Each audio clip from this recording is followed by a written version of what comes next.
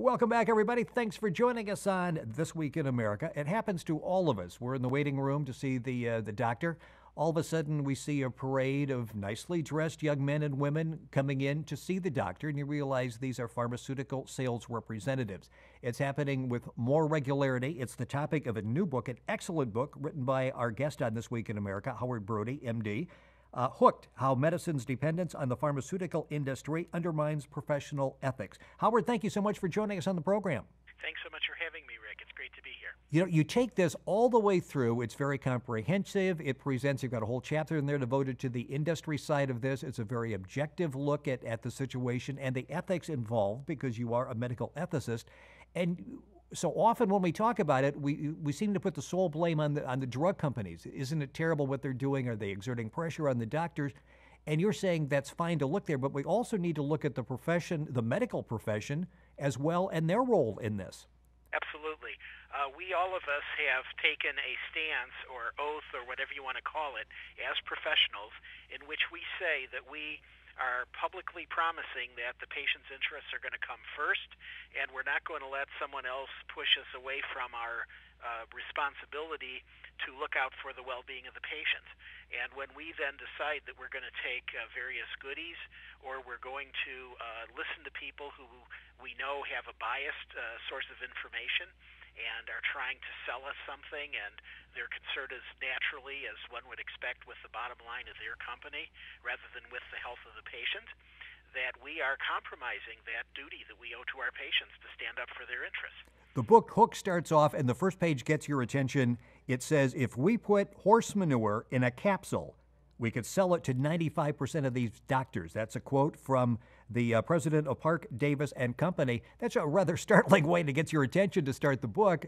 And as you read it, it's like, you know, it may be slightly exaggerated, but you probably could get away with that. Well, that's the worst part of it, is that quote comes from the 1950s, and that particular president of the drug company, Park Davis, was a rather flamboyant character, but you really have a hard time imagining that things have changed all that much since he said that back in the 1950s, and if anything, things seem to have gotten steadily worse in terms of the degree to which we in medicine have been willing to hand over so much of our professional responsibility, whether it's for keeping doctors informed in the office or running our continuing medical education programs, or the worst of it is now doing our research for us and telling us what the research means, that all that function that should be in the hands of scientists and physicians who are looking out for scientific truth and looking out for patient well-being, we've turned them over to commercial sources whose natural loyalty is to the bottom line of the company. In the book Hooked, our guest is Howard Brody on This Week in America. You talk about that, and you deal with ethical issues between the doctor pharmaceutical company, not just here, I'm going to give you tickets to a ball game, let me bring in lunch, here's some pens and pads and some free samples, but ghostwriting, which is a little bit frightening. Explain how that works and how some of these medical journal articles are written, but not by the person you think is writing them. Well, this is, to me, one of the scariest and most obviously unethical practices that I came across in my research. And this is that essentially the way this works is it often happens nowadays that a research trial is carried out of a new drug. And this research trial, in order to get enough patients enrolled as research subjects, they've got to do it at maybe 10, 20, even 30 or 40 different research sites. And each site maybe enrolls 20 or 30 patients. So the physician at each site, who supposedly is the investigator, who you would think of as being the research scientist who's actually doing the study, this person may have only very partial understanding of the data.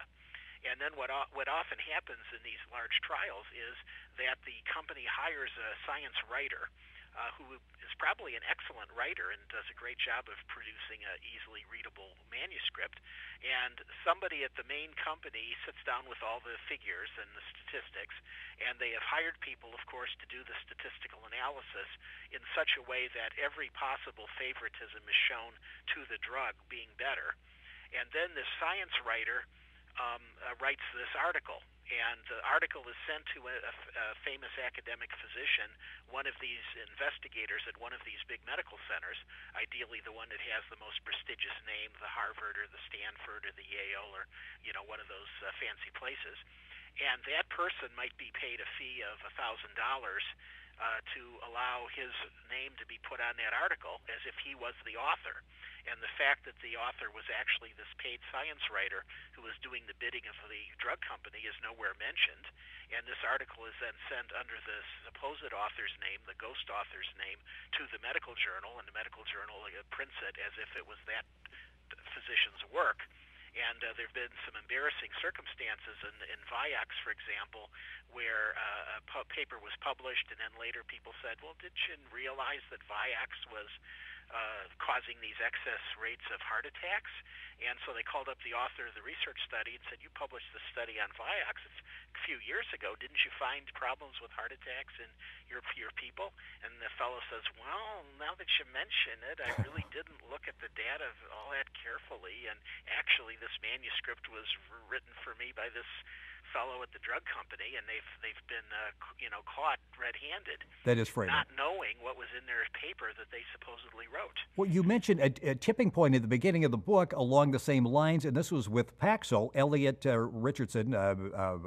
Spitzer, now the governor of the state of New York, is the attorney general at the time.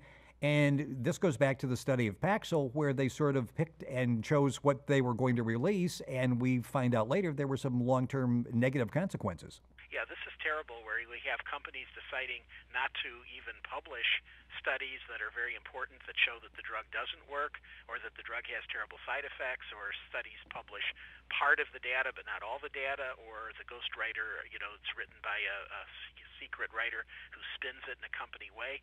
And it's really, really sad when you pick up an article and you see that the research was sponsored by the drug company, and right away you have to have a distrust of this article just because of company sponsorship. It's terrible that happens, but the sad news is that the track record is such that I think those of us in medicine are obligated to be skeptical when we see company sponsorship of a research trial. We're listening to Howard Brody. He's the author of the book Hooked: How Medicine's Dependence on the Pharmaceutical Industry Undermines Professional Ethics. This is This Week in America. Our website is thisweekinamerica.us. You can log on to get information on Dr. Brody and the book is available all across the country. So many issues to talk about, and I guess we get down to the basics. A lot of people would say, I've known my doctor for years. He is not going to sell out. He is not going to listen if he doesn't want to, because somebody gives him a pen or some notepads. And you point out in the book, it's not that simple. That pen that he's given, those notebooks he's given, is all part of this very elaborate relationship that he has with the pharmaceutical rep. Yeah, this is one of the scariest parts here, is the degree of rationalization that we doctors are able to come up with when people catch us taking these various freebies and having this kind of ongoing relationship with these pharmaceutical folks. Is we get very huffy and we say, well, how dare you suggest that I could be bought, or I could be swayed, or I could be influenced, or I'm a scientist, et cetera. And, a classic study that really highlights this, the way we rationalize this, was done some years ago, where they looked at a group of doctors at a major medical center who were invited to a junket where they went down to the Caribbean for a weekend, and they heard talk about a couple very expensive drugs that were given in only parts of the hospital, like the intensive care unit. And the people who did the research then looked at the prescriptions for those drugs. There was a huge increase in the prescribing of those drugs that were talked about at the junket in the 6 months following these 20 doctors being invited to the junket. And then they asked those doctors when they came back from their trip to the Caribbean, and by the way, were you influenced at all? And they overwhelmingly said, oh, no, I wasn't influenced. They just brought me on this really nice trip, and we talked about things, but I wasn't influenced. And the numbers made it abundantly clear that, yes, they were influenced. I guess there's sort of this unconscious level of obligation when somebody gives you something, you at least are more responsive, receptive to what they're trying to tell you. Well, it goes back to when we were little toddlers, and our mother demanded that we had to write thank you notes if Aunt Agatha gave us some horrible thing. Yes. Hated.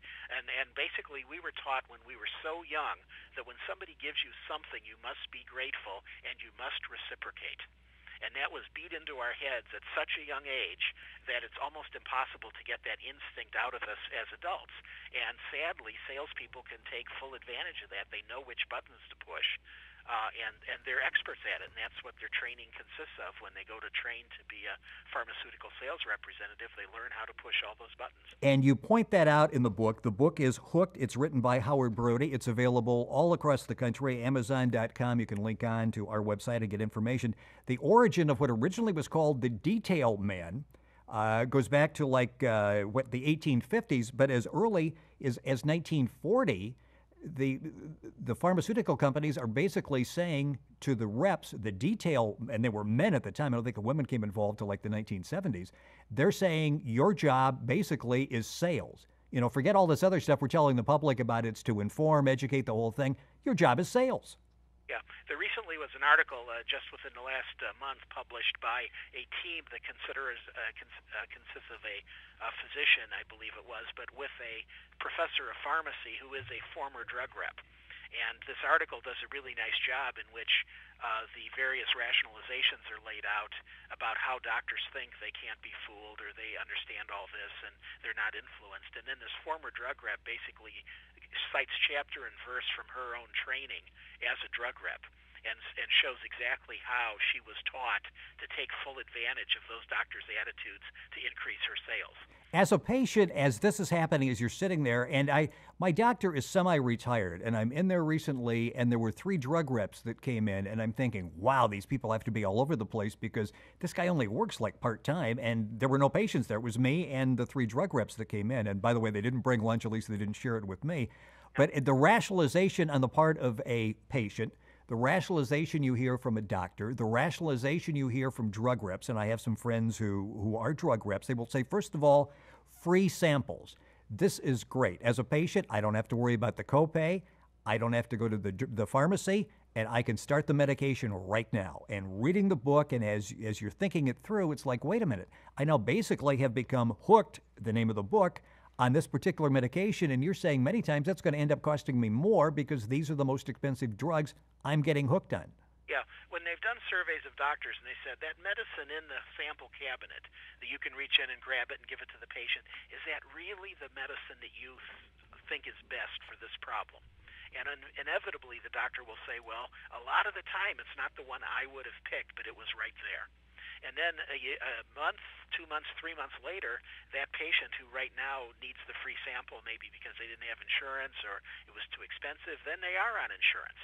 And sadly, I have to admit, as having practiced this myself in my days as a family physician, we are often insecure about changing a medicine. Once we know it works and once we know the patient doesn't have side effects, we're not going to say, oh, well, we should change it now because now we can go buy a better medicine or one that's even cheaper for you.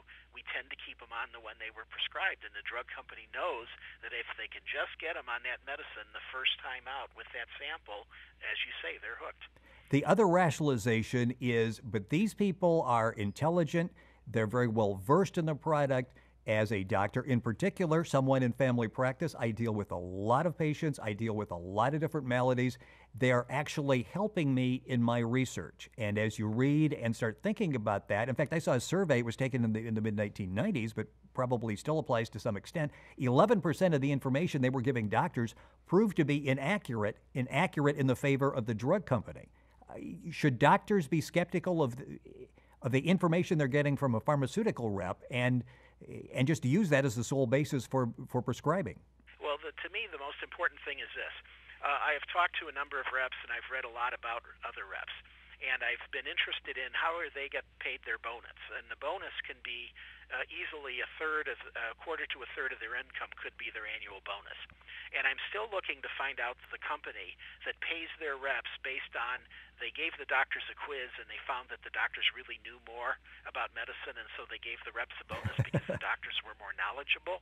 Every single company that I've ever heard of and every rep that's told me says they get paid a bonus on one thing, and that's sales.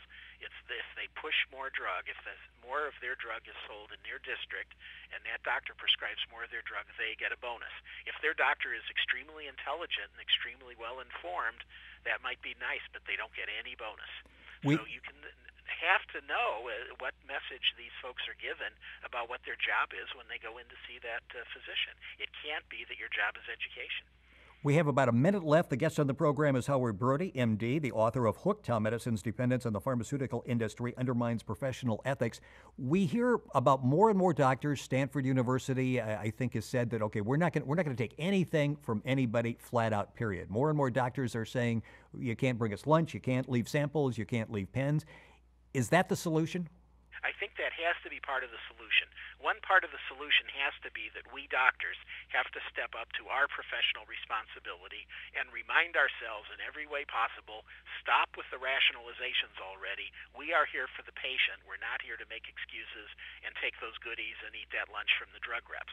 The second part, though, has to be a regulatory response to level the playing field so you can eliminate the influence evenly across the whole field, and particularly we have to get the medical research establishment back in the hands of scientists and out of the hands of the for-profit industry. Dr. Howard Brody, our guest on This Week in America. The book is Hooked. It's available all across the country. Doctor, thank you for joining us. We're right back on This Week in America.